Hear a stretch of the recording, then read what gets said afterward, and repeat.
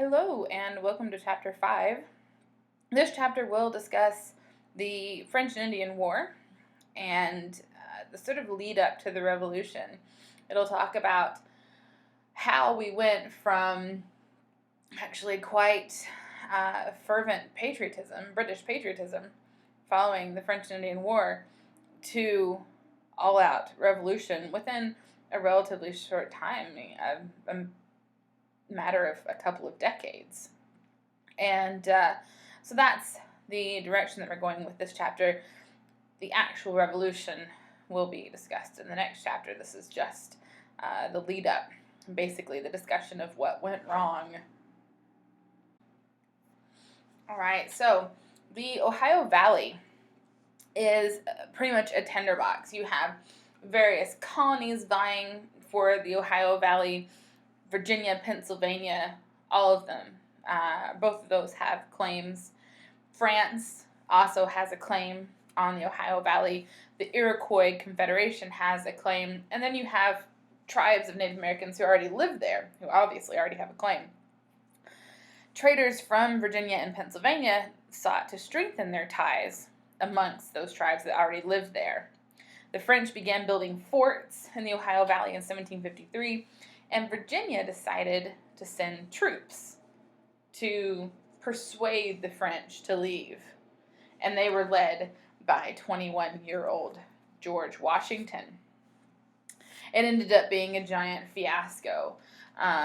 Washington was surprised by French troops. He had to sort of go to ground in a strategically poor area and throw up really quick defenses, which became known as Fort Necessity, actually.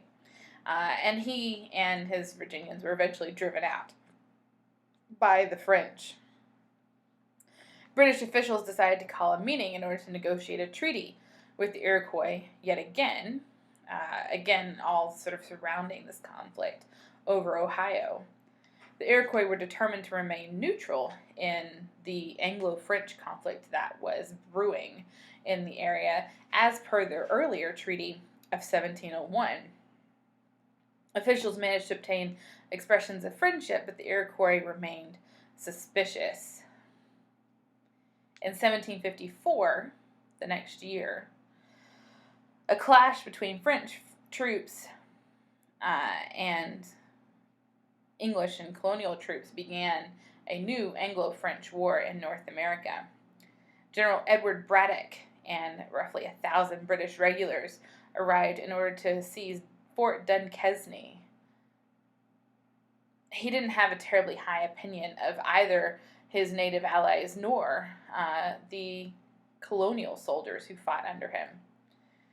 They were ambushed, actually, General Braddock and his troops, by roughly 600 natives and 250 French troops just south of the fort.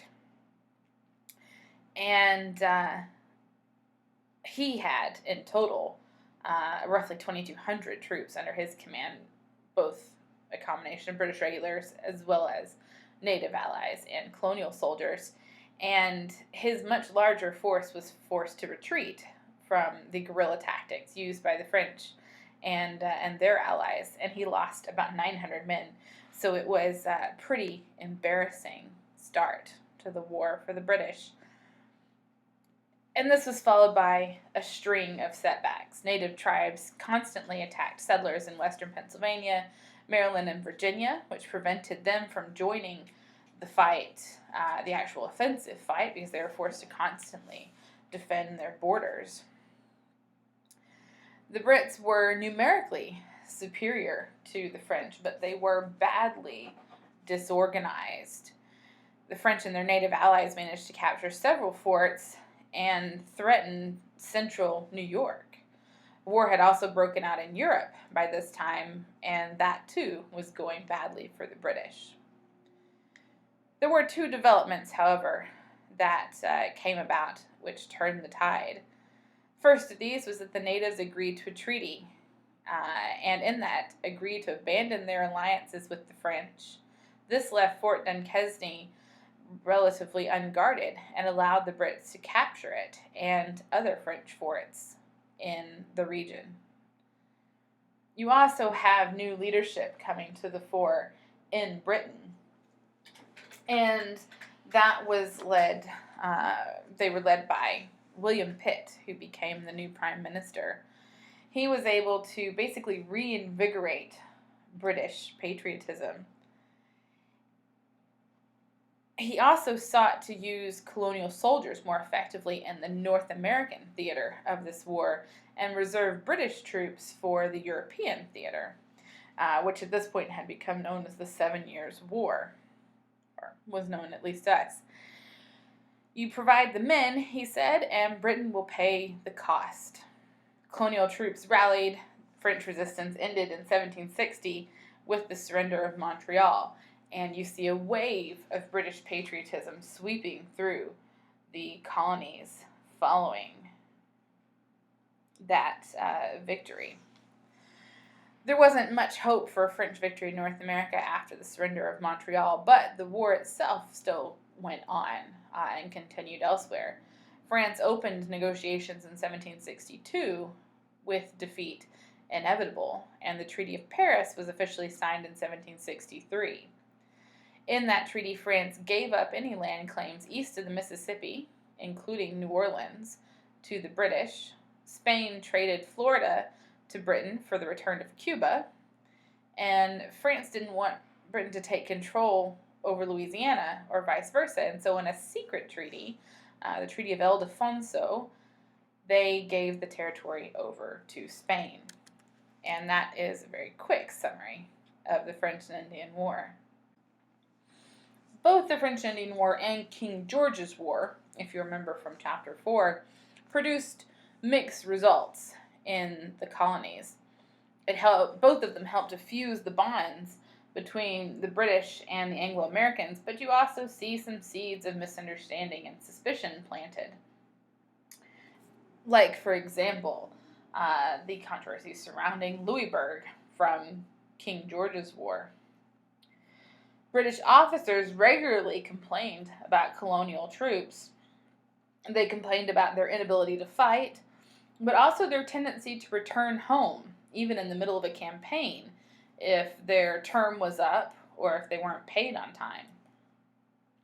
In return, the colonials complained that British officers treated them little better than slaves, which was likely a gross exaggeration.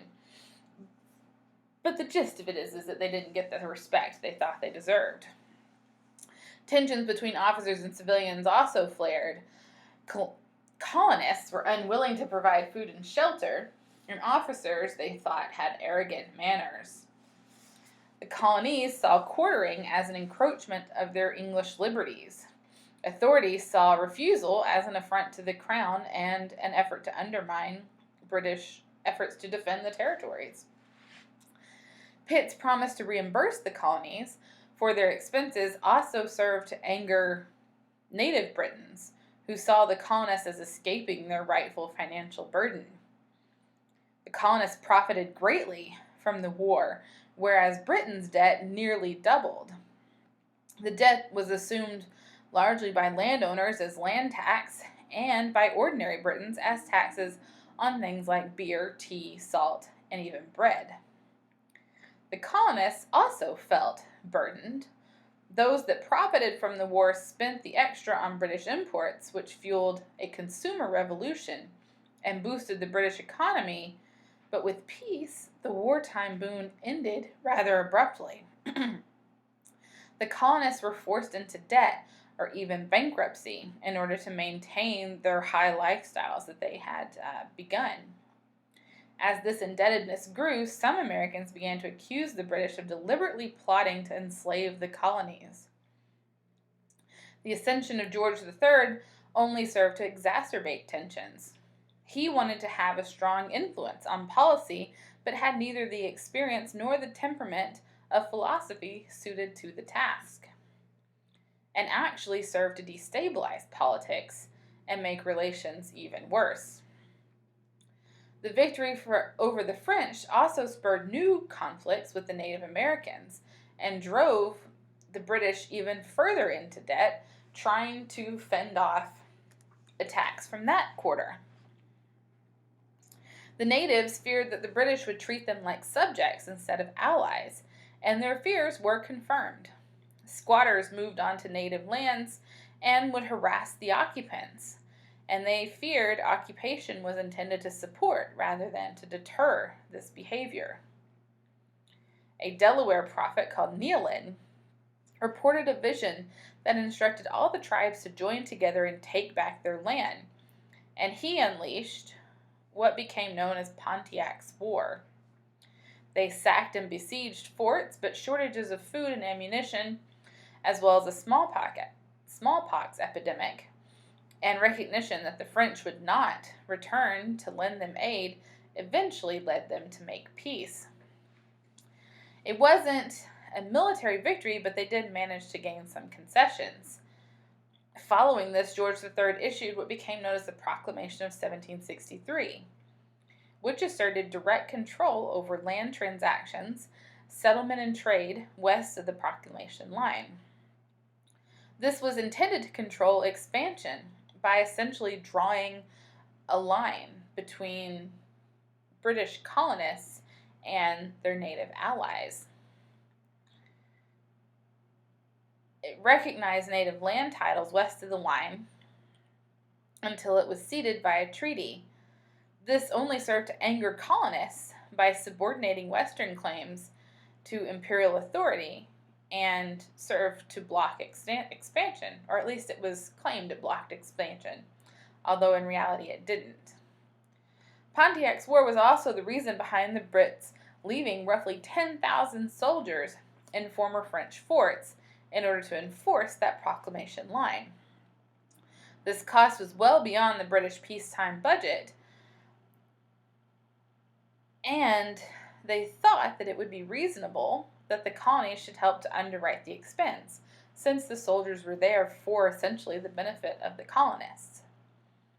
Troops would help offset unfavorable balance of payments to the British, but Americans, colonists, regarded it as a peacetime standing army that would only threaten their liberty and block expansion. And so you start to get the beginnings of revolutionary rhetoric. Even before the war, the British attempted to stop American trade with the French West Indies. In 1760, the Massachusetts government authorized a writ of assistance to search for and to seize illegally imported goods. These writs were effective against smuggling. Boston merchants challenged the writs in court, arguing that an act against the Constitution is void even if it was passed by Parliament. The judge decided in favor of the writs, however, noting similar ones that were used in England. And this represents a fundamental misunderstanding of the word Constitution and Parliament's role in government with regards to it. In Britain, the Constitution was not a written document, but rather a collection of customs and principles that guaranteed certain rights and included things like acts of Parliament, meaning that Parliament could not, in fact, violate the Constitution because all acts of Parliament made up the Constitution. It also meant that Parliament could change the Constitution at will. Merchant lawyers argued rather that Parliament did not have the authority to violate the rights of Englishmen, and that there were limits beyond which the acts were not valid. Part of this American understanding comes from the existence of colonial charters, actual written documents, which outlined what a government would look like, what its functions would be, and what powers would be allocated to what parts of the government. These written documents also determined what assemblies could and could not do. And so if an assembly is the colonial equivalent of Parliament, and they are reined in by these charters, then the American understanding was that Parliament also has something equally that's reining them in. A written constitution of sorts, which just didn't exist. And so this fundamental understanding creates a massive problem. Parliament then moves to pass the Sugar Act in 1764 with the goal to raise revenues and to help pay to defend, protect, and secure North America, essentially like charging room and board. This ended the exemption that colonial trade enjoyed from revenue-raising measures, and also amended the Molasses Act, lowering the duty to 3 pence a gallon, hoping that it would end the bribery of customs officials, since the traditional bribe was more than the 3 pence.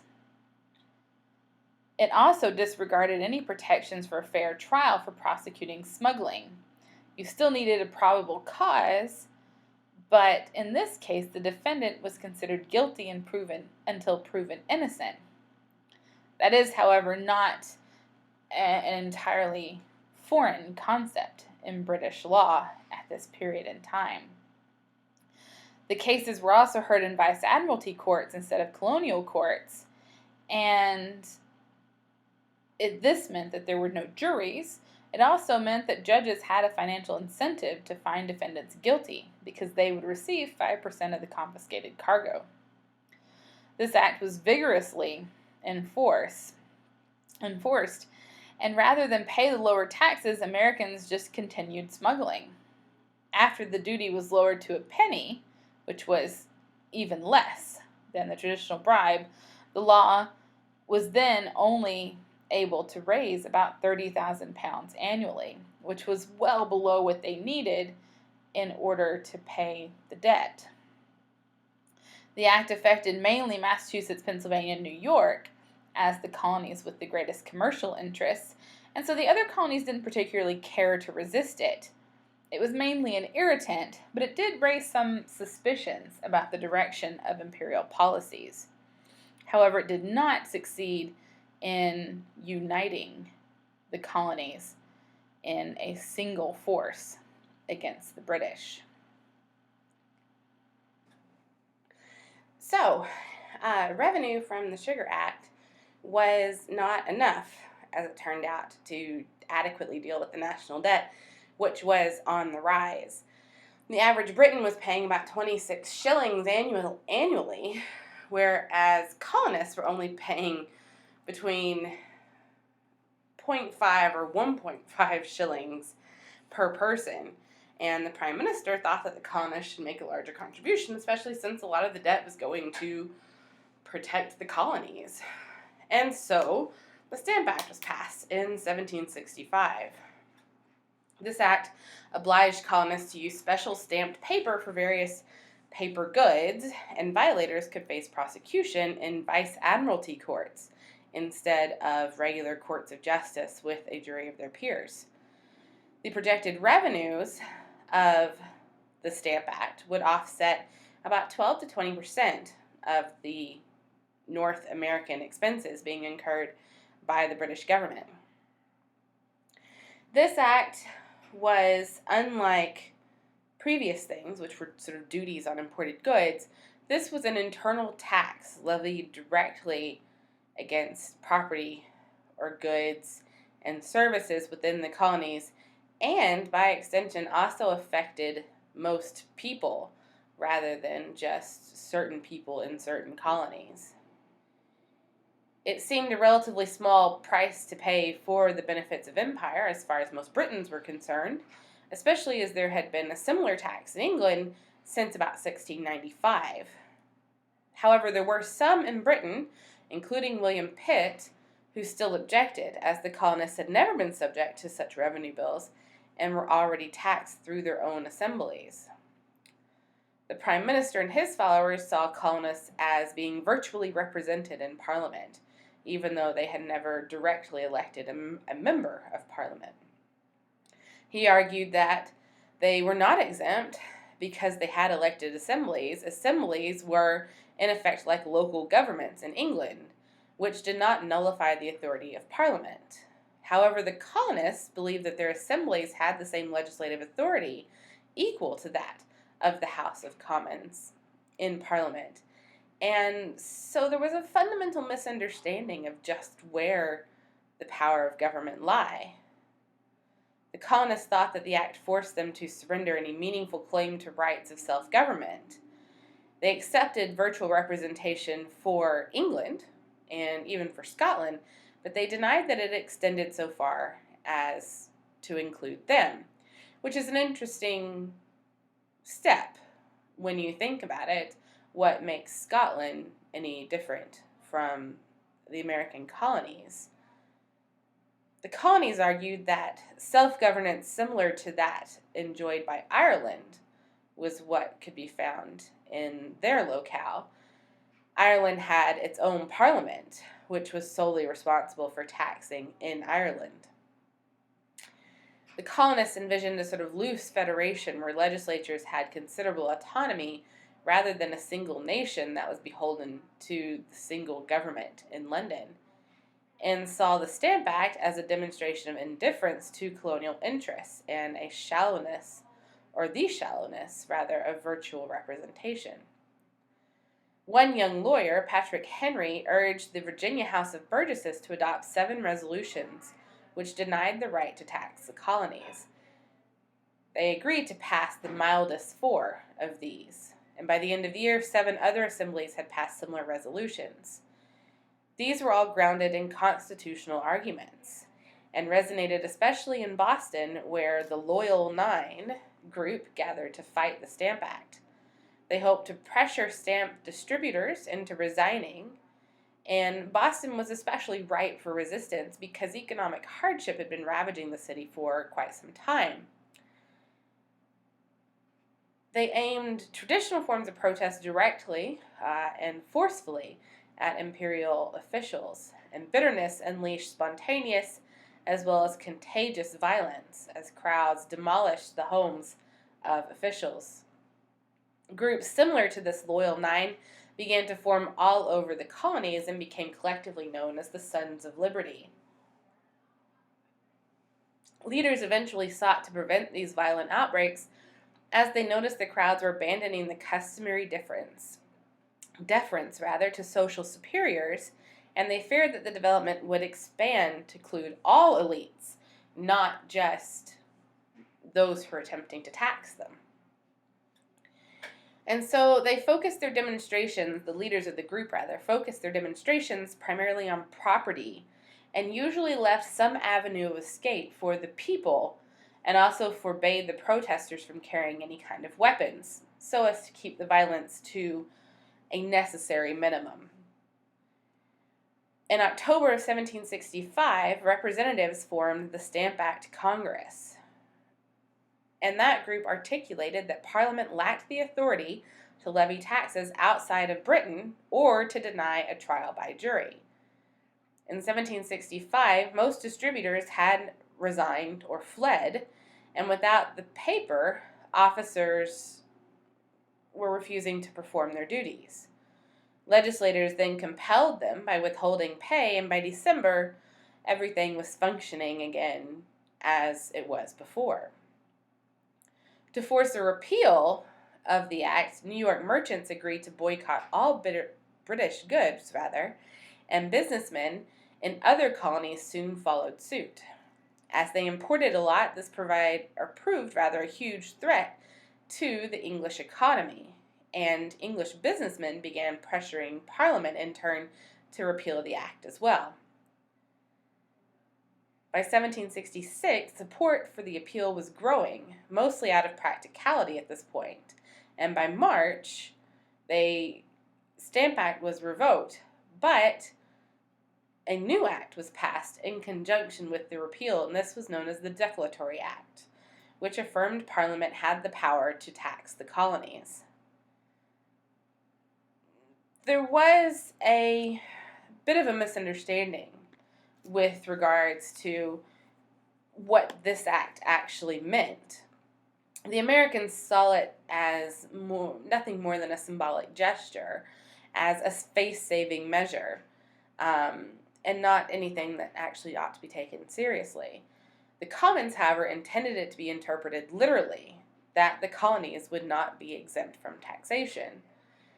And this again represents another place where you have a fundamental disagreement over the understanding of terms as well as the the root of authority. And this time, the disagreement was over sovereignty. For the English, sovereignty is not divisible, and it is based ultimately on forced. There's some final, unqualified, indivisible authority that had to exist if social order was to be preserved, and since the Glorious Revolution in England, that authority rested entirely with Parliament. If the colonies had passed laws, they did so at the sufferance of Parliament. And if the colonies passed laws that Parliament disagreed with, then Parliament could overrule them. The Stamp Act and the connected conflicts revealed a chasm which had opened up between Britain and its colonies. To put concerns in perspective, the educated turned to the writings of philosophers and historians and political writers, and both educated and uneducated turned quite frequently to religion. John Locke, for example, argues that in a state of nature, men enjoyed the natural rights of life, health, liberty, and property. They formed governments through social contracts in order to protect these rights. The government that violated those rights broke the contract, and people could then resist and replace the government. Colonists saw this concept of natural rights as justification for the opposition to parliamentary authority. Other writers emphasize excessive concentration of executive power as tyrannical threat. They developed the Republican ideas that combined Locke's natural individual rights with emphasis on the good of the people as a whole, and idolized early Roman Republic, and maintained that free people had to avoid moral and political corruption and practice public virtue. A group of English political writers influenced by Republican ideas, called oppositionists, argued that officials close to the king were using a corrupt parliament to gain absolute power for themselves. Many Protestant clergy also began to weave resistance to British authority into their sermons and summoning congregations to protect their God-given liberties. Many Anglican ministers, whose head was the king, tried to stay neutral or oppose the protest, but other denominations had no such compunctions, and many exerted a huge influence on public opinion, as more and more people were likely to hear sermons than they were to read newspapers. With the repeal of the Stamp Act, the protests quieted down, but as soon as the search for new sources of revenue was revived, so too were the protests. William Pitt was called to form a government, and he might have had a chance to heal the divide between the colonies and the motherland, because Pitt was still very popular in the colonies, but he was no longer in very good health. Charles Townshend took office to conflict in New York over the Quartering Act. He ordered colonial legislatures to house and provision troops stationed within their borders. The cost was relatively minimal, but it aroused resentment as it was viewed as an indirect tax. The resistance in New York created a lot of anti-American feeling in Parliament, which was still fairly bitter over the loss of the Stamp Act. And they passed, in response, the New York Suspending Act, which delayed the assembly until the funds could be appropriated.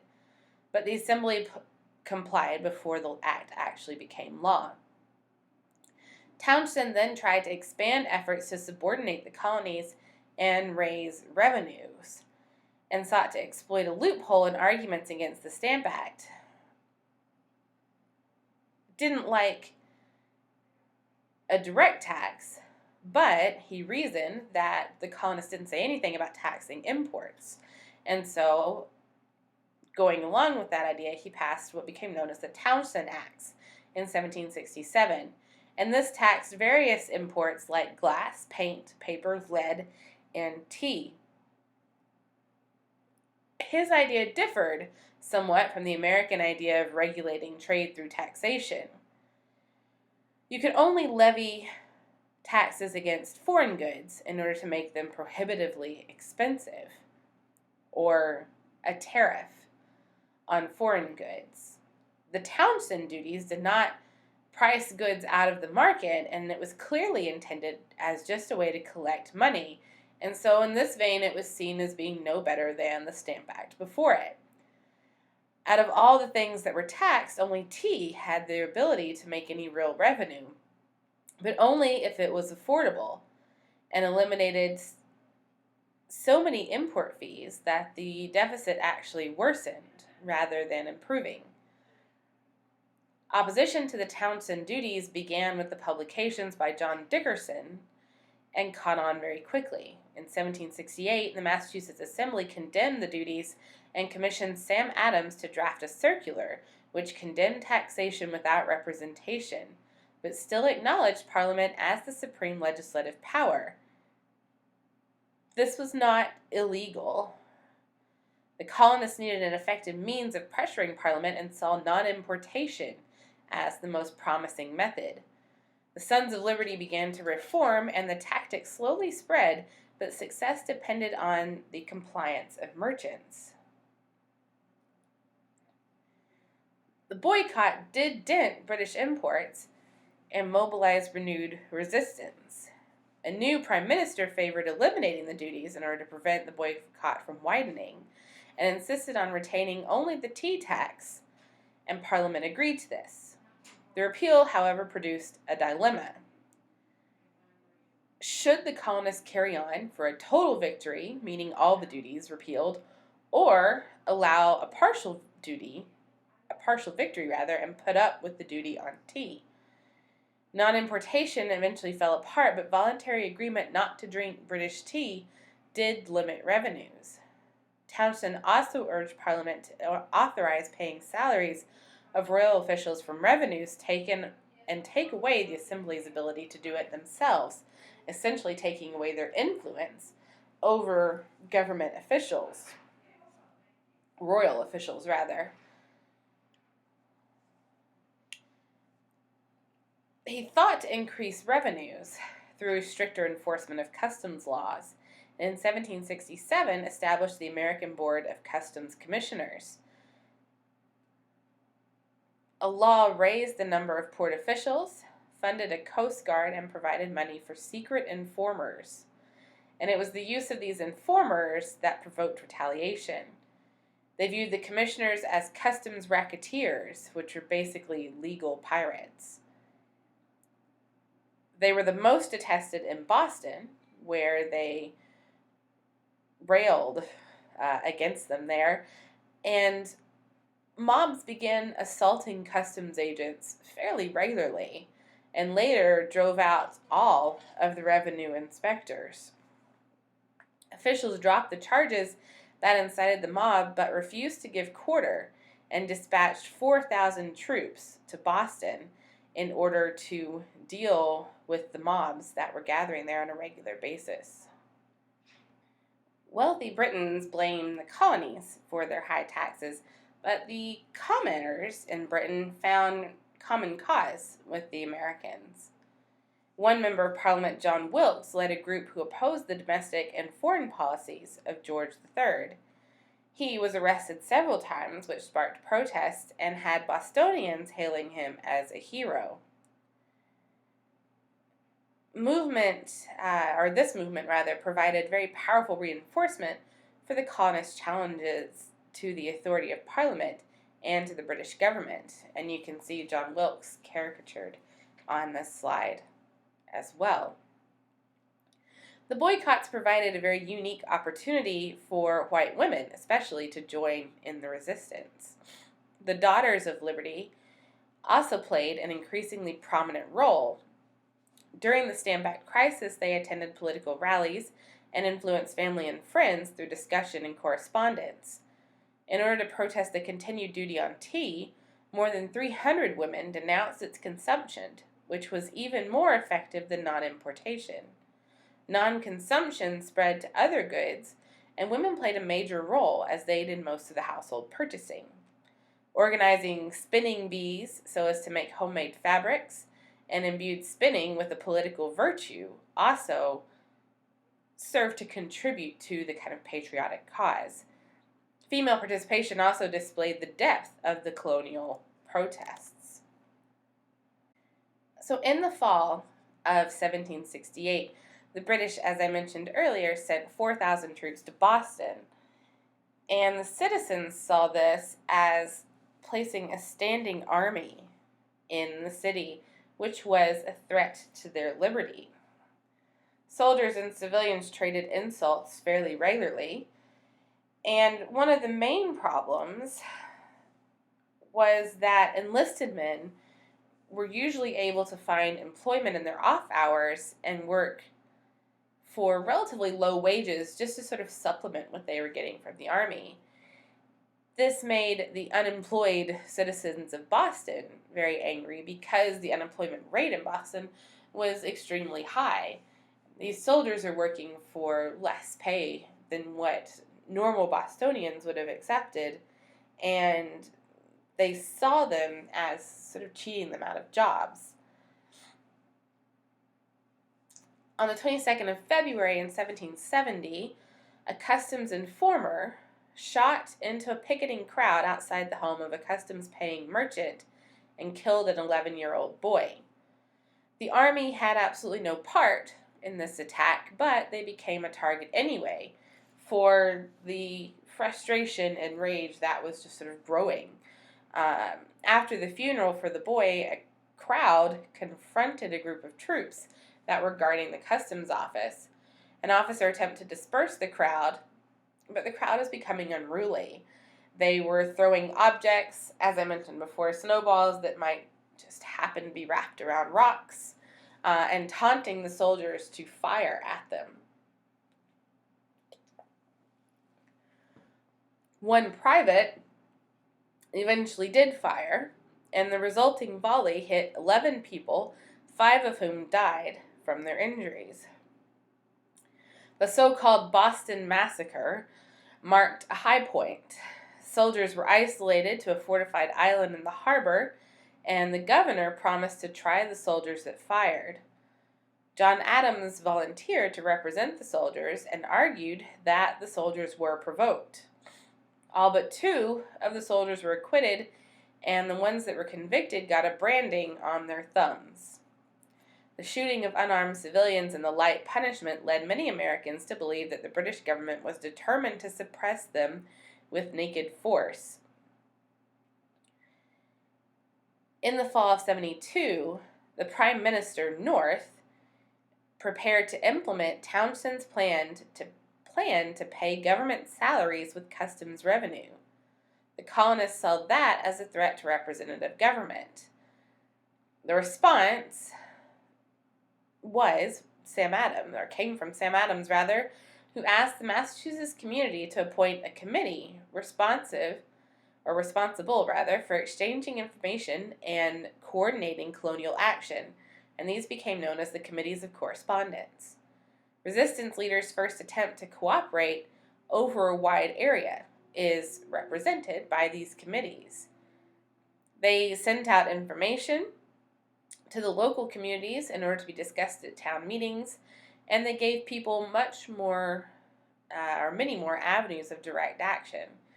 The committees soon spread to every colony with the exception of Pennsylvania and linked most colonial leaders. Here again, I have this image that we looked at in class, the very traditional image of the Boston Massacre. The shooting of unarmed civilians and the light punishment received by the soldiers led Americans to believe that the British government was determined to suppress them with naked force. That's only one perspective. That would be the colonial, or even the resistance perspective on this particular action. The fact that the soldiers weren't involved in the initial shooting of the boy, and the fact that the soldiers are being taunted is conveniently left out of that assumption. One has to ask, were the tables turned? Had British soldiers been taunting a group of colonials who were all armed and encouraging them to fire, whether or not the same outcome would have had the same response. It's very interesting to consider how some of these events are quite often twisted in order to make one point, especially for one particular side. And this image is a good visual representation of that. It's a good representation of propaganda coming out of the colonies at the time in order to encourage resistance against the British. In the West, conflict between Native Americans and colonists and colonial governments erupted as well. This was largely rooted in population growth and expansion towards that proclamation line that sort of crested the Appalachian Mountains. The Presbyterians near Paxton were unhappy with their treatment by the Quaker government in Pennsylvania against savage natives and concluded, by extension, that all natives were racial enemies. They attacked two peaceful Conestoga villages and then moved to attack Christian natives residing in Philadelphia itself. They were met by a government delegation, which was actually led by Benjamin Franklin, and who promised to consider their grievances, and the Paxton Boys went home.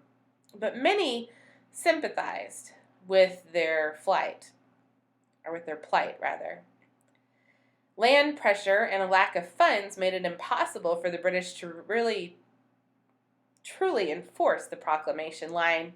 Settlers very frequently trespassed and responded quite violently when they were confronted by natives. Under pressure, the British and the Iroquois met and agreed to a treaty of Fort Stanwix, which would grant land in the Ohio Valley to Pennsylvania and Virginia. This heightened tensions, especially in Ohio country, where settlers wanted to set up a new colony. This led to a violent outburst known as Lord Dunmore's War, and resulted in Virginia gaining uncontested rights to land south of the Ohio. Expansion provoked conflict between colonists and between colonists and natives, and between colonists and their colonial governments.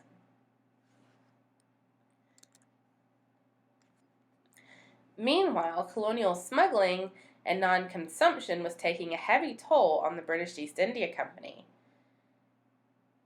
The company had a legal monopoly on the sale of tea in Britain, and in 1773 there was tons of tea rotting in warehouses, and the company itself was close to bankruptcy. Parliament then, in order to help the company out, passed the Tea Act to try and save it. This act eliminated all import duties on tea, thus lowering the prices, in fact lowering it so low that it was actually cheaper than smuggled Dutch tea.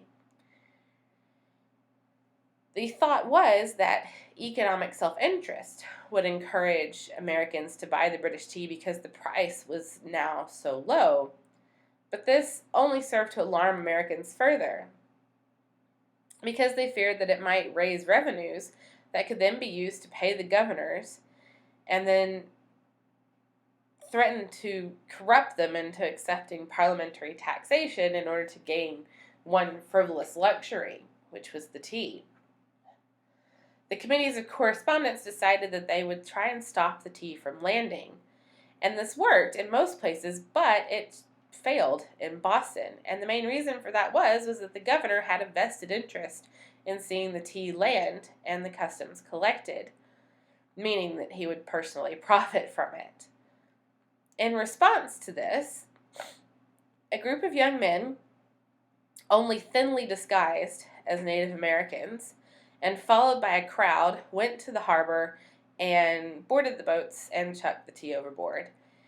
They only destroyed the cargo, and once they finished, they and the observing crowd went home relatively peacefully, with no other property being damaged as a result.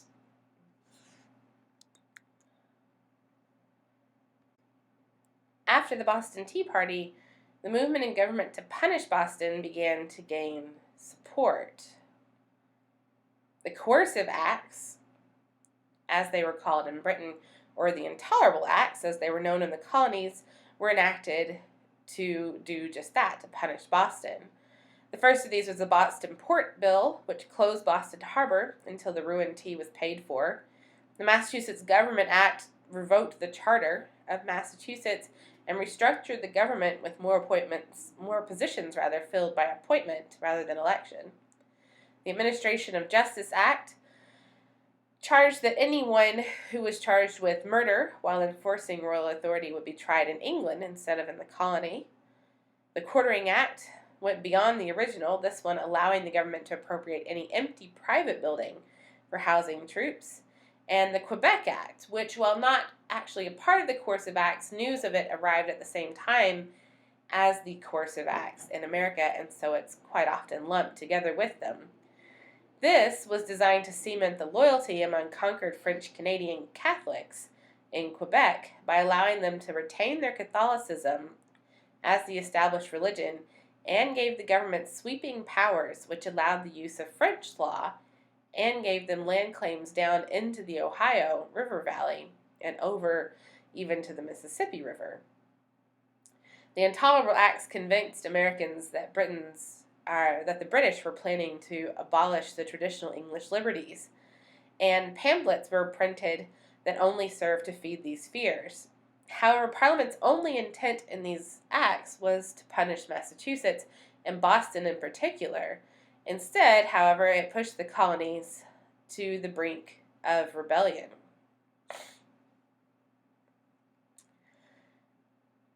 You also have another group who were affected by the new sort of rhetoric about liberty that's flying through the colonies at this point.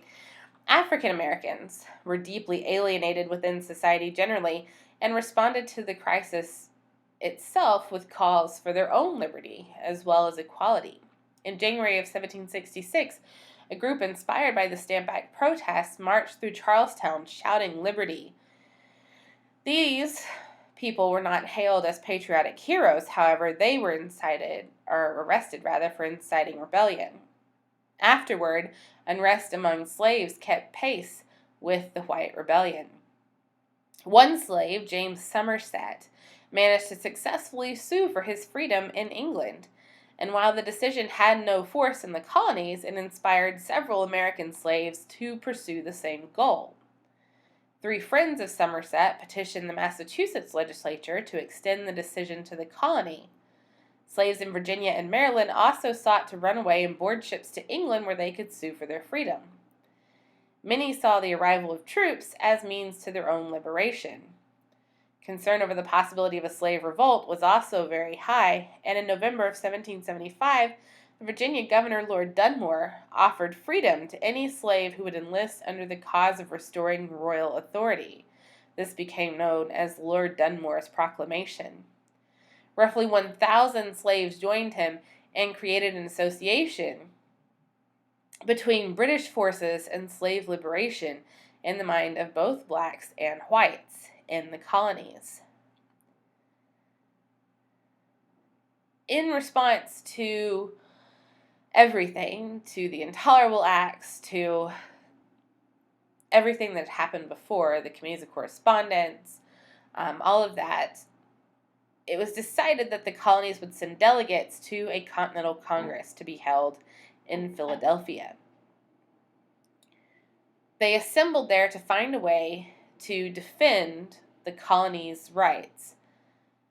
It opened by endorsing the Suffolk Resolves, which included a line saying that colonies owed no obedience to the Coercive Acts. They voted to boycott all British goods, as well as halting all exports. Some delegates hoped to steer a much more moderate course than this, as they feared that it would invite a head-on confrontation.